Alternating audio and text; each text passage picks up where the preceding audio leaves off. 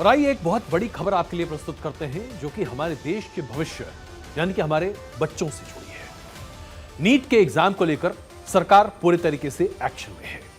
आज HRD minister Dharmendra Pradhan ने इस बारे में संवाददाताओं सम्मेलन के दौरान अपनी बातों को मुखर तरीके से रखा। इस बीच पूरे देश भर में छात्रों का विरोध प्रदर्शन बड़े पैमाने पर दिखाई दे रहा है।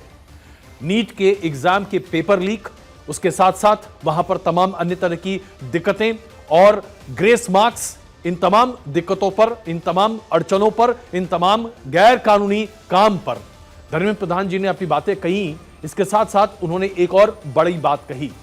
भारत सरकार ने कल यूजीसी नेट एग्जाम को कैंसिल कर दिया। उसके बारे में भी धर्मेंद्र प्रधान ने पूरी तरीके से जानकारी दी कि आखिरकार क्यों और किस आधार पर वो पेपर कैंसिल किया गया।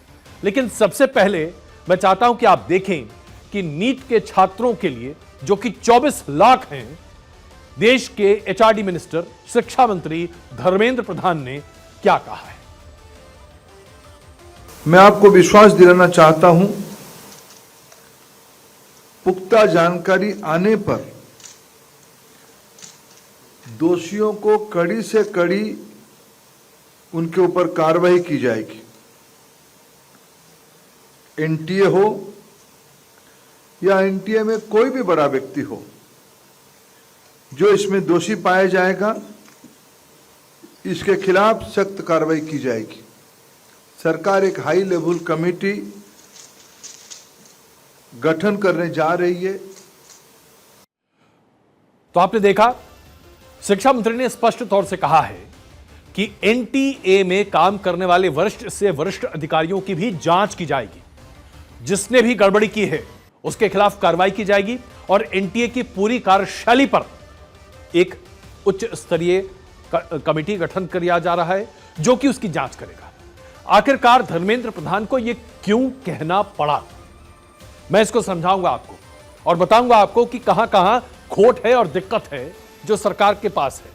लेकिन उससे पहले एक और बड़ी जानकारी आपके लिए। यूजीसी नेट का जो एग्जाम हुआ था, उस एग्जाम को सरकार ने कल कैंसिल कर दिया। जाहिर सी बात है, यह इसलिए कैंसिल किया गया क्योंकि इसके बारे में कई तरह की जानकारी डार्क नेट पर उपलब्ध थी, जो कि होम मिनिस्ट्री की इंटेलिजेंस विंग ने पकड़ा, जिसके आधार पर 18 जून को जो एग्जाम हुआ था उसमें गड़बड़ी के कई तरह की संवेदनाएं दिख रही थी। इसे देखते हुए शिक्षा मंत्रालय ने सीबीआई को इस पूरे मामले की जांच का जिम्मा रखा है। भारतीय साइबर क्राइम कोऑर्डिनेशन सेंटर ने इस पूरे मामले पर कई तरह के इनपुट्स होम मिनिस्ट्री को दिए थे। होम मिनिस्ट्री ने ये इनपुट्स शिक्षा मंत्री को दिए और शिक्षा मंत्री ने उसके बाद यूजीसी नेट एग्जाम को कैंसिल करने का बड़ा फैसला लिया। आखिरकार क्यों यह फैसला लिया गया, कहां कहां गड़बड़ी थी, यह बात कोई और नहीं बता रहा बल्कि खुद शिक्षा मंत्री धर्मेंद्र प्रधान बता रहे हैं। देखिए और गौर से समझिए। जब हम स्पष्ट हो गए कि वो डार्क नेट में जो क्वेश्चन है वो यूजीसी नेट की ओरिजिनल क्वेश्चन के साथ मिलता है, तत्क्षणात हम लोगों ने निर्णय किया इसके ऊपर एक उच्च स्तरीय अनुसंधान और सीबीआई इंक्वायरी हो। क्योंकि इन दिनों में टेलीग्राम पे ये न्यूज आता है, ये क्वेश्चन आता है। टेलीग्राम की जो चरित्र है उसको एक उच्च स्तरीय अनुसंधान के बिना उसकी ट्रैकिंग करना अपने आप में एक चुनौती है। आप उसके बारे में जानते हैं। तो आपने देखा, यूजीसी नेट का एग्जाम जो कि 18 तारीख को हुआ, उस एग्जाम के अगले ही दिन डार्क नेट पर उसका पूरा क्वेश्चन पेपर सर्कुलेट हो रहा था। यह question paper original question paper की बिल्कुल कार्बन कॉपी था। अब सवाल यहां पर यह खड़ा होता है कि एनटीए जो कि इस तरह के एग्जाम्स को कराने का नोडल एजेंसी है, जो कि शिक्षा मंत्रालय के मातहत ही काम करता है, ऑटोनमस बॉडी है, उसने इस पूरी प्रणाली में इतनी बड़ी खोट कैसे होने दी। और यही सवाल मिस्टर एनालाइजर में भारत 24 हमेशा आपके सामने उठाता रहा है। एनटीए की कार्यप्रणाली में कई तरह के खोट हैं। जिसके बारे में विस्तृत जानकारी अब हम आपको देने जा रहे हैं। और वह विस्तृत जानकारी यह है कि एनटीए का जो गठन है वो किस आधार पर हुआ है। सबसे पहले आप ये समझिए, इस पूरे मामले में एनटीए को इसलिए बनाया गया था क्योंकि सीबीएसई के पास यह जानकारी दी गई थी, कहा गया था कि सीबीएसई मेडिकल एग्जाम्स कराएगी। एनटीए का पूरा नाम नेशनल टेस्टिंग एजेंसी है। शिक्षा मंत्रालय ने 2017 में एनटीए का गठन किया था। एनटीए का काम क्या था कि जो कॉम्पिटिटिव एग्जाम्स हैं, चाहे वो मेडिकल के हों, चाहे वो यूजी नेट के हों, इस तरह के तमाम एग्जाम्स को वो कराए।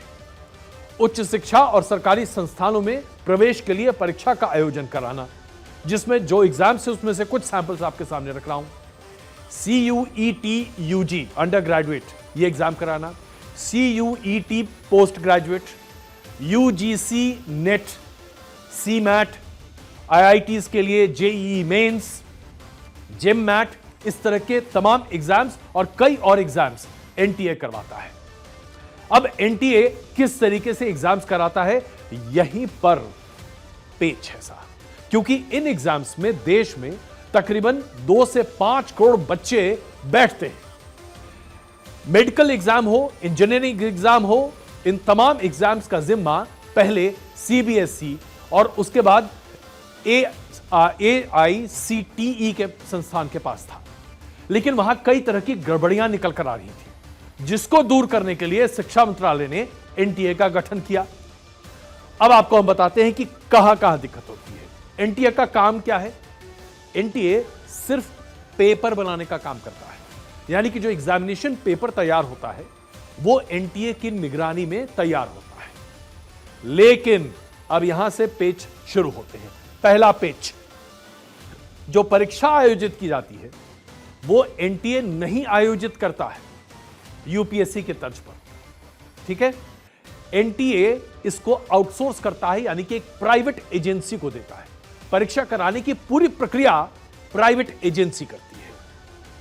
परीक्षा के आयोजन से संबंधित काम को कराने के लिए एनटीए टेंडर इशू करता है और उसमें जो टॉप लोएस्ट कोट होता है उसी को तय किया जाता है।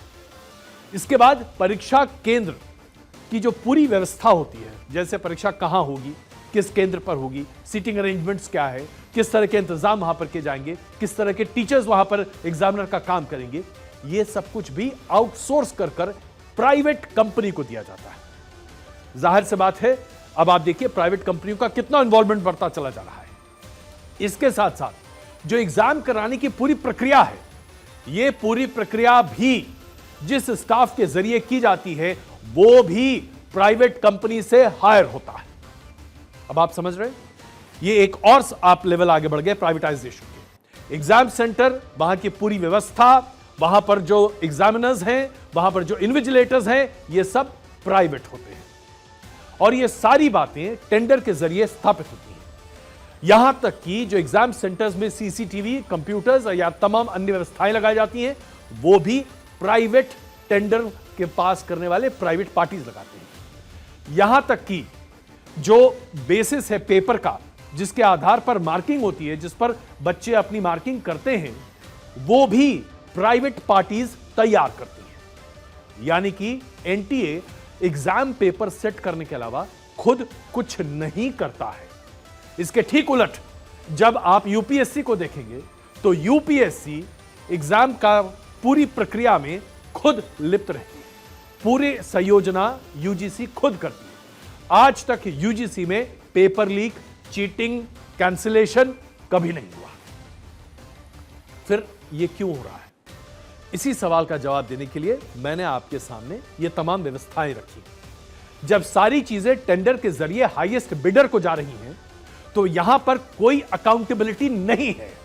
अकाउंटेबिलिटी सिर्फ एनटीए के पास होती है और एनटीए के अधिकारियों के मिली भगत से जाहिर सी बात है पेपर लीक लगातार हो रहा है, जिसकी जानकारी गाहे बगाहे सरकार को भी मिल रही है, क्योंकि इस तरह की जांच के बाद केसेस दायर हो रहे हैं और 2018 से लेकर 2024 तक इस तरह के कई मामले दर्ज किए जा चुके हैं। अब सवाल यह उठता है कि क्या पारदर्शिता से इस पूरी व्यवस्था को दुरुस्त नहीं करना चाहिए? क्या एनटीए का पुनर्गठन नहीं होना चाहिए? और इसकी वजह से बच्चों की जो क्षति हो रही है, और खास करके अब जैसे आप देखिए यूजीसी नेट के परीक्षा को कैंसिल करने का मतलब यह है कि 9.5 लाख लोग एक बार फिर एग्जाम सेंटर पहुंचेंगे, उनकी पूरी तैयारी बेकार है। क्या इसके लिए जिम्मेदार लोगों को सख्त से सख्त सजा देकर एक पारदर्शी सिस्टम नहीं बनना चाहिए? यही वजह है कि आज शिक्षा मंत्री ने इतनी बड़ी बात कही है, जहां वो मानते हैं कि एनटीए के बड़े से बड़े अधिकारी के खिलाफ भी कार्रवाई होनी चाहिए और पूरे एनटीए को लेकर एक उच्च स्तरीय जांच गठित होनी चाहिए। अब मांग ये है, और वो हर कोई उम्मीद करेगा, कि जो जांच समिति बैठे उसकी फाइंडिंग्स को पब्लिक किया जाए, सार्वजनिक, क्योंकि तभी रोक लग सकती है और तभी लोगों की आस्था निट या इस तरह के तमाम एग्जाम्स में होगी जो एनटीए कंडक्ट कर रहा है।